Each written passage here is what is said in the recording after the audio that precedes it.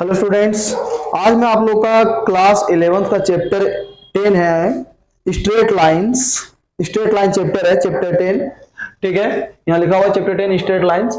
इसके बारे में आज मैं पढ़ा रहा हूँ आप लोगों को। ठीक है, और जैसे कि मैं क्लास ले रहा हूँ और साथ साथ में आप लोगों को पढ़ा भी रहा हूँ, तो देखिए ध्यान दीजिएगा कि आखिर स्ट्रेट लाइंस करने से पहले मैं आप लोगों को एक बार क्लास 10th का सारा चीज रिवाइज करवाना चाहता हूँ कि जो हमने चैप्टर पढ़ा था 7 कोऑर्डिनेट ज्योमेट्री। अगर जिस बच्चों को कोऑर्डिनेट ज्योमेट्री के बारे में पता है तो बिल्कुल क्लियरली ही इसको सॉल्व कर लेगा और उसे अच्छे से कॉन्सेप्ट क्लियर हो जाएगा। अगर नहीं पता है तो मैं आज बेसिक करवाता हूं, क्लास 10th का जो बेसिक है कोऑर्डिनेट ज्योमेट्री, क्योंकि उस पे सारा कुछ हमारा क्या है, फोकस है। ठीक है ना। तो अगर जब तक हम वो नहीं करेंगे, क्लास 10th का कोऑर्डिनेट ज्योमेट्री अच्छे से नहीं पता होगा, तो फिर हम आगे स्ट्रेट लाइंस नहीं कर पाएंगे। ठीक है, तो चलिए स्टार्ट करते हैं कि स्ट्रेट लाइन करने से पहले एक बार मैं क्या करता हूं, आप लोगों को क्लास 10th का जो कोऑर्डिनेट ज्योमेट्री है उसके बारे में थोड़ा एक्सप्लेन कर देता हूं कि भाई कोऑर्डिनेट ज्योमेट्री में हमें पढ़ना क्या क्या, हमें करना क्या क्या है। ठीक है ना। पहले हमने पढ़ा था कार्टेशियन प्लेन। कार्टेशियन प्लेन सबको पता होगा। ठीक है, ये हमारा क्या होता है, एक्स एक्सिस, और ये क्या होता है बेटा आपका वाई एक्सिस। ठीक है, जहां पे एक्स एक्सिस और वाई एक्सिस, ये हमारा एक्स एक्सिस है और ये हमारा वाई एक्सिस है, जहां पे एक्स एक्सिस और वाई एक्सिस एक दूसरे को इंटरसेक्ट करता है, दैट इज कॉल्ड ओरिजिन। उस पॉइंट को हम क्या बोलते हैं, ओरिजिन। ठीक है, अब है क्या हमारे पास, देखिए कि भाई पॉइंट्स की बात कर रहे हैं हम लोग। हमने क्या बोला, कोऑर्डिनेट ज्योमेट्री में सबसे बड़ा वर्ड आता है कोऑर्डिनेट। कोऑर्डिनेट, कोऑर्डिनेट या फिर पॉइंट, कोऑर्डिनेट या फिर पॉइंट्स। भाई आखिर ये कोऑर्डिनेट्स क्या है, या फिर पॉइंट कह लो या फिर बेटा कोऑर्डिनेट्स कह लो। ओके, कोऑर्डिनेट क्या हमारा, कोऑर्डिनेट क्या होता है, कोऑर्डिनेट्स दो पॉइंट से मिलकर बनता है हमारा। देखिए, एक एक्स का और दूसरा वाई का, एक्स कॉमा वाई। जब भी आप पॉइंट्स लिखेंगे या कोऑर्डिनेट लिखेंगे तो आप क्या बोलेंगे भाई, एक्स कॉमा वाई, यानी एक एक्स एक्सिस से पॉइंट मिलेगा और दूसरा एक वाई एक्सिस से। तो जहां एक्स एक्सिस और वाई एक्सिस एक दूसरे को इंटरसेक्ट करेगा उस पॉइंट को हम क्या बोलेंगे, कोऑर्डिनेट। सपोज दैट, जैसे कि यहां पर मान लीजिए मैंने क्या लिखा, 1 2 3 4 5, और यहां मैंने लिख दिया फिर यहां भी 1 2 3 4 और ये 5, और नीचे नेगेटिव होता है डाउन साइड। ओके, ये वाई कॉम्प्लीमेंट और ये एक्स कॉम्प्लीमेंट। ठीक है, देखिए राइट साइड पॉजिटिव होगा, लेफ्ट साइड क्या होता है, नेगेटिव, -1 -2 -3।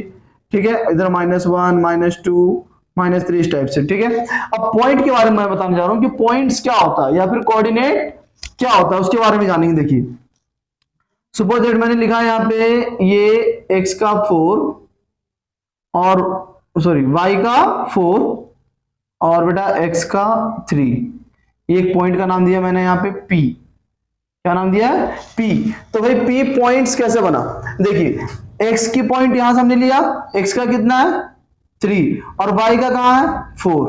ओके, तो x का बिल्कुल किसके अलोंग मैंने लाइन को बढ़ाया था, y के अलोंग, और y का लाइन किसके अलोंग बढ़ा, x के अलोंग। तो जहां पे x वाला और y वाला लाइन एक दूसरे को इंटरसेक्ट किया उस पॉइंट्स का मैंने क्या नाम दिया, पॉइंट P। बेटा इसी को हम क्या बोलते हैं, कोऑर्डिनेट। क्या बोलते हैं, कोऑर्डिनेट। ओके, तो कोऑर्डिनेट्स में सबसे बड़ी बात आपको पता होनी चाहिए कि कोऑर्डिनेट है क्या, कोऑर्डिनेट्स का हो उसको या फिर पॉइंट का हो, सिंपल एक ही वर्ड से। ठीक है, तो ये कार्टेशियन प्लेन है हमारा। ठीक है ना, दैट इज ये हमारा फर्स्ट क्वाड्रेंट, आपने पढ़ा होगा, ये सेकंड क्वाड्रेंट, और ये हमारा थर्ड क्वाड्रेंट, और ये हमारा क्या होता है, फोर्थ क्वाड्रेंट। चलिए अब मैं आगे बढ़ता हूं।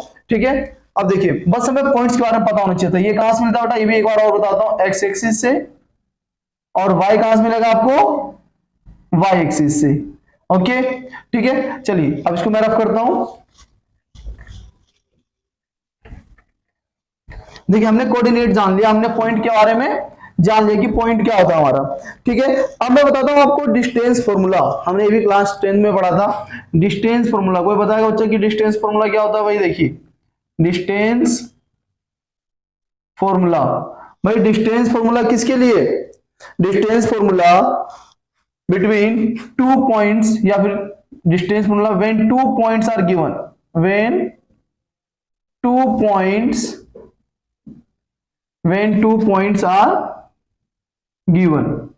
मान लो आपको डिस्टेंस निकालना है, ओके, और आपको 2 पॉइंट दिए गए, सपोज करो ये लाइन है और यहां पर आपको पॉइंट दिया कि यहां पॉइंट दिया है x1 y1, और एक देखा बेटा एक पॉइंट x2 और y2, ठीक है ना। और मान लो सपोज करो ये ए बी है, क्या है ये ए का पॉइंट दिया और ये बी का पॉइंट दिया। मैंने कहा ए से बी का डिस्टेंस कितना होगा, इसका डिस्टेंस निकालना आपको। तो आप कैसे डिस्टेंस फाइंड करेंगे, यहाँ पे देखिए, तो डिस्टेंस इज इक्वल टू होता है हमारा, ए बी का डिस्टेंस निकालना बेटा, ए और बी का डिस्टेंस मुझे डी निकालना है। तो इसका फॉर्मूला होता है under root x2 minus x1 का whole square plus y2 minus y1 का whole square. Okay, suppose that अगर मान लो यहाँ पे मैं कोई नंबर ले लेता हूँ, सपोज करो ये 2 है और ये 3 है और ये आपका माइनस का 3 है, ये आपका 4 है और यहाँ पे ये क्या आपका 5 है, ठीक है। मैंने ये नंबर डाल दिया, यानी ये x1 हो गया बेटा और ये y1 हो गया, ये x2 हो गया और ये y2 हो गया, ठीक है। अब करना क्या आपको, d इक्वल टू x2 की जगह पे वैल्यू पुट करना है, x2 कितना है 4 माइनस x1 कितना बेटा 2 का होल स्क्वायर प्लस y2 कितना बेटा आपका 5 माइनस ये फॉर्मूले का है और यहाँ पे y1 की वैल्यू कितना -3, ये -1 ये माइनस का और ये भी माइनस का, तो क्या हो जाएगा पॉजिटिव, क्या हो जाएगा पॉजिटिव, यानी प्लस का 3 का होल स्क्वायर। अब इसको सोल्व कर देंगे, आप लोग को ज्यादा करना, 4 में से 2 के कितना आ गया 2, 2 का स्क्वायर कितना हो गया 4, ठीक है। डायरेक्ट लिख देता हूं मैं, 2 का स्क्वायर 4 प्लस 5 और 3 8 और 8 का स्क्वायर कितना आएगा 64। ओके, तो ये आ गया आपका कितना 68। क्या 68 परफेक्ट स्क्वायर नंबर है, नहीं है, तो इसका हम क्या करते हैं प्राइम फैक्टराइजेशन कर देते हैं 68 का। तो कितना आ जाएगा आपका 2 3 जा 6, 2 4 जा 8, 2 से करेंगे बेटा फिर से 17। अब ये नहीं होगा, देखिए 2 का पेयर बन गया, इसका पेयर बन गया तो ये रूट से बाहर, और जिसका पेयर नहीं बना वो रूट के अंदर, यानी 2 रूट 17 यूनिट, क्योंकि डिस्टेंस है तो यूनिट का मतलब मीटर सेंटीमीटर किसी में तो रहा होगा ना डिस्टेंस हमारा, तो ये आ गया आपका डी, ठीक है। तो ये हो गया डिस्टेंस फॉर्मूला, बेटा ये क्लास 10th का, पर इसका क्लास 11th में बहुत बड़ा यूज है, ठीक है ना। अगर हम लोग इसे नहीं जानेंगे तो फिर आगे पढ़ के हमारा कोई फायदा नहीं है, तो इसको बिल्कुल अच्छे से समझें। ये मैंने बता दिया डिस्टेंस फॉर्मूला, ठीक है ना। डिस्टेंस फॉर्मूला क्या आपका ये, ठीक है। मैंने एग्जांपल के तौर पे यहाँ पे नंबरिंग डाल दिया था और सब मैंने सॉल्व करके दिखाया आपको। अब देखिए आगे बढ़ते हैं हम लोग, डिस्टेंस फॉर्मूला हमने जान लिया। नेक्स्ट क्या आपका, देखिए डिस्टेंस फॉर्मूला बाद आता है आपका हमने पढ़ा था एक सेक्शन फॉर्मूला, है ना। अब देखिए सेक्शन फॉर्मूला क्या होता है भाई, आपने सेक्शन फॉर्मूला पढ़ा है, सेक्शन फॉर्मूला भाई, सेक्शन फॉर्मूला क्या है अब बताइए। मान लीजिए कोई लाइन सेगमेंट दिया गया आपका, देखिए ये लाइन सेगमेंट दे रखा है, मैं अपने तरीके से बताता हूं आपको। ये मान लीजिए एक लाइन सेगमेंट दे रखा है, इसका पॉइंट दे रखा है x1, y1 और ये दे रखा बेटा x2, y2। ज्वाइनिंग पॉइंट दिया गया a और ये b, a का पॉइंट दिया है और b का पॉइंट दिया है, ये a और b क्या ज्वाइनिंग पॉइंट है, क्या है ज्वाइनिंग पॉइंट हमें दिया गया है। सपोज करो इसको किसी रेशियो में मैंने क्या किया डिवाइड किया, क्या कर दिया मैंने इसको डिवाइड कर दिया, ठीक है। और डिवाइड किया किस रेशियो में, इसको मैंने m1 रेशियो m1, ये बेटा मैं लिख रहा हूं, ये डिवाइडिंग पॉइंट है, इसको मैं लिख रहा हूं m1 रेशियो m2, ठीक है। इस रेशियो मैंने डिवाइड कर दिया m1 रेशियो m2 में। ये किसके द्वारा डिवाइड किया गया है, एक मिनट, इसको मैं ऐसे लिख देता हूं m1 रेशियो m2, मैंने इसको रेशियो में डिवाइड कर दिया और इसका नाम दे दिया मैंने a b, यहां नाम दिया c।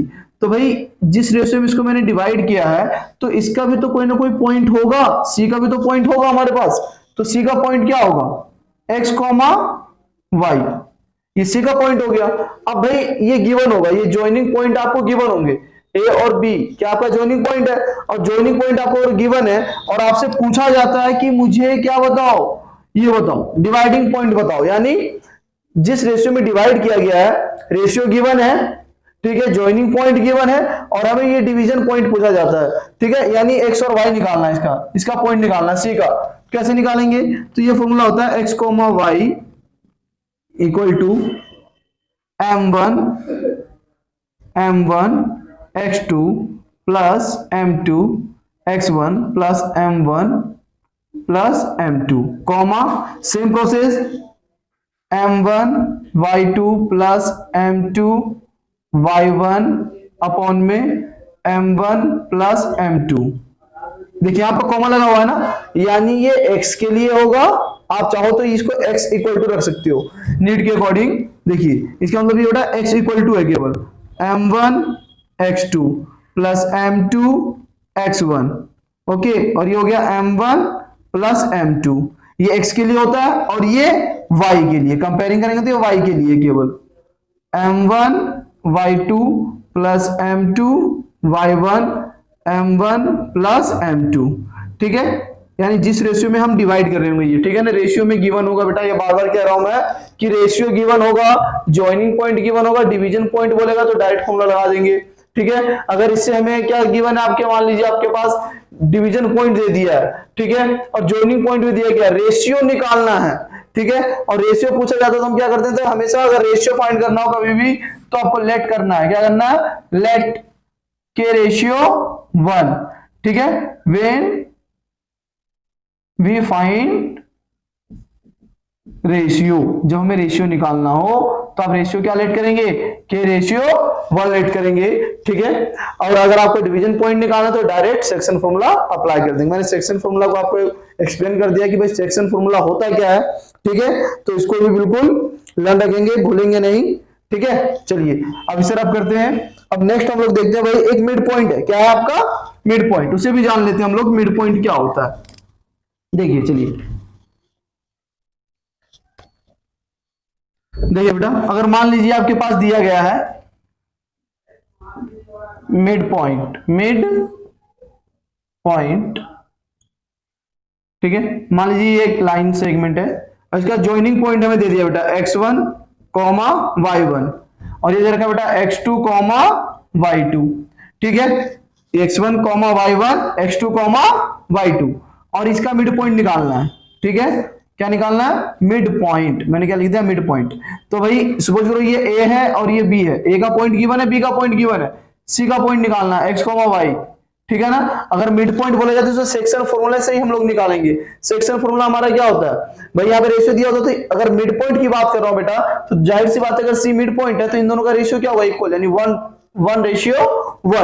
तो भाई डायरेक्ट या तो निकाल लो 1:1 करके सेक्शन फॉर्मूला अप्लाई करोगे तो आपको आंसर डायरेक्ट क्या मिलेगा, मिड पॉइंट का x, y equal to x1 plus x2 upon में 2, ठीक है, और y1 प्लस y2 अपॉन में 2, ये सेक्शन फॉर्मूला से ड्राइव हुआ। कहां से ड्राइव हुआ, ये derive from section formula. Section formula को सॉल्व करोगे ना, सेक्शन फॉर्मूला से ये हो जाएगा, क्यों, रेशियो क्या मान लेंगे, 1:1, क्योंकि ये इक्वल है, इसलिए तो डायरेक्ट अगर मिड पॉइंट का फॉर्मूला पूछा जाता है किसी भी लाइन सेगमेंट का, अगर मिड पॉइंट निकालना है और जॉइनिंग पॉइंट दिया गया, आपको मिड पॉइंट निकालना और जॉइनिंग पॉइंट दिया गया, तो आप क्या करेंगे, डायरेक्ट फॉर्मूला अप्लाई कर देंगे मिड पॉइंट का, ये वाला, ठीक है ना। चलिए मिड पॉइंट भी हमने जान लिया क्या होता है। अब देखिए एरिया ऑफ ट्रायंगल आता है, क्या आता है आपका, एरिया ऑफ ट्रायंगल, जो कि लास्ट है बिल्कुल, ठीक है, इसका मैं वो बताता हूं एरिया ऑफ ट्रायंगल का क्या रोल है। देखिए एरिया ऑफ ट्रायंगल, सपोज आपको 3 पॉइंट्स गिवन है, एक ट्रायंगल है, ओके, ये ट्रायंगल है और यहाँ पे 3 वर्टेक्स होता है। ट्रायंगल में कितने वर्टेक्स होते हैं, 3 वर्टेक्स होते हैं। एक को मैंने मान लिया बेटा x1, y1, x2, y2, x3, y3, ठीक है, ये हमें 3 वर्टेक्स गिवन होंगे, ठीक है। अगर 3 वर्टेक्स अगर आपको गिवन है और आपको क्या करना है, एरिया ऑफ ट्रायंगल फाइंड करना है। क्या फाइंड करना है, एरिया ऑफ ट्रायंगल। कैसे निकालेंगे आप, देखिए ना, इस फॉर्मूले को लर्न रखना बहुत सिंपल है। मैं कुछ यहाँ पे एक ट्रिक लिख देता हूँ लर्न करने के लिए, ताकि आप लोग को लर्न रहे। देखो ये लिख दिया मैंने 123, ठीक है, 231, फिर मैंने यहाँ पे लिख दिया 312, ओके, ये x के लिए हो गया और ये हो गया y के लिए। ये बीच में डैश चाहो तो डाल दो, ऐसे 2 - 3, और यहाँ लिख दो 3 - 1 और 1 - 2, यहाँ लिख दो y, ये भी लिख दो y, ये लिख दो x, यहाँ लिख दो y और यहाँ लिख दो y, ये हो गया x और यहाँ लिख दो y और यहाँ भी क्या लिख दो बेटा, y। अब देखो बड़ा इजीली लर्न हो जाएगा आप लोग को, ठीक है ना। कैसे लर्न करेंगे हम, area of triangle, area of triangle, ठीक है। तो एरिया ऑफ ट्रायंगल का फॉर्मूला हमारे पास क्या होता है, हाफ अंडर मॉडुलस, ठीक है ना, ये मॉडुलस के अंदर है, ठीक है। आप क्लास 10 में देखेंगे अंडर मॉडुलस रखने का रीजन है कि भाई, अब मैं बताऊंगा अंडर मॉडुलस क्यों करेंगे इसको। देखो हाफ, ठीक है, x1 अंडर ब्रैकेट क्या रखना है, y2 - y3, ओके, प्लस फिर x2 रखना है, उसके बाद अंडर ब्रैकेट क्या करना है y3 minus y1 plus x3, okay, x3, उसके बाद बेटा क्या लेना आपको y1 माइनस y2, ठीक है, ये अंडर मॉडुलस। क्यों ये मॉडुलस के अंडर क्यों लिया गया? क्योंकि मॉडुलस का क्या वर्क है कि कोई भी अगर नेगेटिव नंबर आता है उसको क्या करता है, वो पॉजिटिव करता है। जैसे कि सपोज कह रहे हो अगर माइनस का 3 है, अंडर मॉडुलस है तो ये प्लस का 3 हो जाएगा, क्योंकि बेटा एरिया नेवर भी नेगेटिव, कभी भी एरिया नेगेटिव नहीं आता है। बट इन केस क्या होता है कि जब इसको हम सॉल्व करते हैं ना तो कभी कभार हमारा नेगेटिव आंसर आ जाता है एरिया, पर वहां पे हमें पता है कि एरिया नेगेटिव नहीं हो सकता, तो हम तो मान लेते हैं एज्यूम कि एरिया नेवर भी नेगेटिव, इसलिए उस आंसर को किस में लिखते हैं हम लोग, पॉजिटिव में लिखते हैं, ठीक है। बट अगर मैं आपसे कहता हूं कि भाई अंडर मॉडुलस लगा दे तो बेनिफिट है ना, अगर मान लो आपने एरिया निकाला, ठीक है, अगर वो नेगेटिव आ रहा तो मॉडुलस क्या करेगा, उसे ऑलरेडी क्या कर देगा, पहले पॉजिटिव कर देगा, क्या कर देगा, पॉजिटिव, ठीक है ना। तो ये यहाँ पे मॉडुलस का यही रोल है कि कोई भी अगर नेगेटिव नंबर आता है, सपोज करो कि माइनस का 3 आ रहा है अंदर, ठीक है ना, तो फिर वो क्या करेगा, जब मॉडुलस हटाऊंगा मैं, मॉडुलस को हटाऊंगा बच्चे, तो क्या हो जाएगा, वो प्लस का हो जाएगा, ठीक है। तो ये एरिया हमारा क्या है, पॉजिटिव होता है हमेशा, एरिया नेवर, देखो एरिया ऑलवेज पॉजिटिव, एरिया हमेशा क्या होता है, पॉजिटिव होता है, ठीक है। बच्चे कंफ्यूज होते हैं कि सर नेगेटिव वैल्यू आगे उसको सोल्व कर, अरे नेगेटिव आ रहा है तो बेटा आप लिख दो ना कि एरिया नेवर भी नेगेटिव, एरिया कभी नेगेटिव नहीं होता है, ठीक है, तो कंफ्यूज मत होना, ठीक है। ये मैंने आपको बता दिया एरिया ऑफ ट्रायंगल, ठीक है, कैसे कैलकुलेट करते हैं, उसका फॉर्मूला ये एरिया ऑफ ट्रायंगल का, जब 3 वर्टेक्स गिवन हो, और ये याद कर लेना बेटा 123, 231 और 312, ठीक है, बीच में माइनस का डाल देना, ठीक है, बहुत क्लियरली फॉर्मूला आपको लर्न रहेगा, ठीक है। अब मैं बताता हूं थोड़ा सा कॉलिनियर के बारे में, कॉलिनियर पॉइंट क्या होता है उसके बारे में जानेंगे, उसके बाद मैं इस टॉपिक को यहीं पे लास्ट करूंगा। उसके बाद नेक्स्ट वीडियो में मैं क्या करूंगा, आपको स्लोप ऑफ लाइन के बारे में समझाऊंगा, जो कि इस चैप्टर का स्टार्टिंग पॉइंट होगा स्लोप के बारे में, ठीक है। तो चलिए अब मैं इसको थोड़ा सा कॉलिनियर पॉइंट के बारे में बता देता हूं आपको। देखिए हमारा कॉलिनियर क्या है, देखो अगर मान लो कोई भी पॉइंट कॉलिनियर बोला जाता है हमसे, सपोज करो कि 3 पॉइंट्स दिया गया है, मान लो पॉइंट ए है कॉलिनियर, ओके, कॉलिनियर कब होगा, कॉलिनियर पॉइंट, ठीक है। अगर इन ट्रायंगल में बात करता हूं, इन ट्रायंगल अगर मैं बात करता हूं, इन ट्रायंगल बात करता हूं, तो अगर एरिया ऑफ ट्रायंगल अगर एरिया ऑफ ट्रायंगल आपने कैलकुलेट किया किससे, अभी मैंने फॉर्मूला बताया था ना, अगर एरिया ऑफ ट्रायंगल आप निकालते हो और एरिया ऑफ ट्रायंगल आपका क्या आता है, 0 आता है, क्या आता है, 0, that means given points are collinear, which means given points are collinear, which means given points are collinear, okay, which means given points are collinear. Collinear का मतलब क्या होता है कि जो पॉइंट दिया गया, मान लो सपोज मेरे पास 3 पॉइंट है, पॉइंट ए है और ये पॉइंट बी है और ये पॉइंट सी है, ओके, 3 पॉइंट है, 3 पॉइंट्स हमें गिवन है, इसके पॉइंट्स गिवन है x1, y1, x2, y2 और ये बेटा x3, y3। तो मतलब ये 3 के 3 पॉइंट्स एक ही लाइन में क्या कर रहे होंगे, लाइज कर रहे होंगे, ठीक है ना, तीनों स्ट्रेट लाइन में लाइज कर रहा होगा, तो भाई एरिया यहाँ पे कैसे निकलेगा, एरिया तो ऑलवेज 0 ही होगा ना, इसलिए कभी भी अगर आप कॉलिनियर निकाल रहे हो, अगर डिस्टेंस प्लस लगाओगे, इसका डिस्टेंस निकालोगे, इसका डिस्टेंस निकालोगे, फिर इसका डिस्टेंस निकालोगे, और इसका डिस्टेंस और इसका डिस्टेंस क्या करोगे बेटा, सम कर दोगे, तो मान लो सपोज करो पहले आपने एबी का डिस्टेंस निकाला, डिस्टेंस फॉर्मूला से एबी का डिस्टेंस निकाला, ठीक है ना, उसके बाद किसका निकाला आपने, बीसी का, किसका निकाला, प्लस बीसी का, दोनों का डिस्टेंस प्लस करके किसके इक्वल आना चाहिए, एसी के डिस्टेंस के इक्वल आना चाहिए, तो स्ट्रेट लाइन में ये क्या होगा, कॉलिनियर होगा। अगर एरिया ऑफ ट्रायंगल में निकाल रहे हो तो एरिया ऑफ ट्रायंगल 0 आया तो पॉइंट्स क्या कहलाएगा, कॉलिनियर कहलाएगा, okay. Thank you so much. अब नेक्स्ट वीडियो में आपको स्लोप ऑफ लाइन के बारे में समझाता हूं।